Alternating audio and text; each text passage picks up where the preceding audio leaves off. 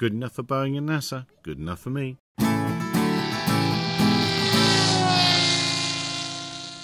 This week Boeing released a stirring video telling us just how good they were. They got their UCAV, Unmanned Cargo Air Vehicle, working in just 3 months, and a lot of people have called me out for saying it looks just a little bit more than a bigger HobbyKing Beerlift challenge entry. No doubt the secret sauce is in those batteries. I'm really pleased to see it uses a Philip Rowse cube and uses Ardupilot firmware for the flying. So bing bing, well done the open source Ardupilot community. So Jamie, young Jamie, this is what this video really should be about. Young Jamie, who's been on drone stuff this week and is currently at university in Bath and is part of Bath University's drone club. I don't even know what they're called. Anyway, they're setting up Bixler using Arduplane, and he had a couple of questions, so I thought, well, rather than just answer them all, let's make a very poorly tuned version of it and put it into Air Autonomous and open up West Wales Airport. That's Aberporth. That's where a load of drone testing's done in the UK, and completely designed facilities for it, and it's got a huge amount of segregated airspace. So I did a very rough and ready. This is a 30-minute tune sped up of just mucking about with the wrong numbers, the wrong airspeed numbers, wrong everything. And what has astounded me is, and it shouldn't astound me, but it does astound me, and it is the result of thousands of man-hours of work from the same open source community that Boeing uses. But thousands of hours of work means that just clowning around, you can tune and create a drone in no time at all. I'm convinced that these settings and a real airframe would do as a starter, but I would this isn't quite how I do it.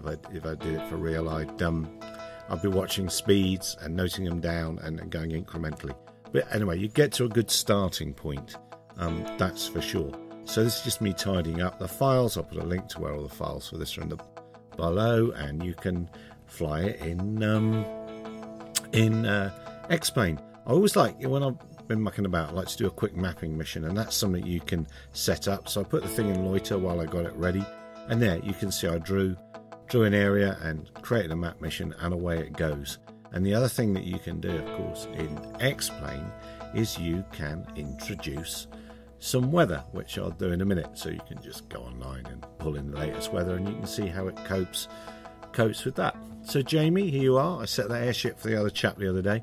This is for you, mate. Have this, muck about with it, tune it properly. This is not tuned properly. Please tune it properly. Do not use these files in flight, and you can fly from Aberporth and get to know an area that, if you're in the UK and you're into drones, you will probably have to end up flying one day, demonstrating whatever it is that you've sorted out for yourself. Of course, this is flying. Oh, here we go. This is putting in the weather, and I flew without the proper scenery. So I downloaded the proper scenery, and I'll show you an auto land with that. Anyway, I still haven't made the video that I set out to make a week ago. I've got the files ready. I will do that soon and try and get at least two X-Plane videos out, X-Plane and Software in the Loop videos out this weekend.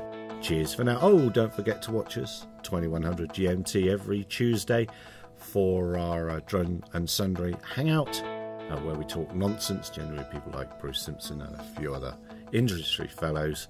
And like, subscribe, don't dislike. If you dislike, do whatever you need to do on the tubely.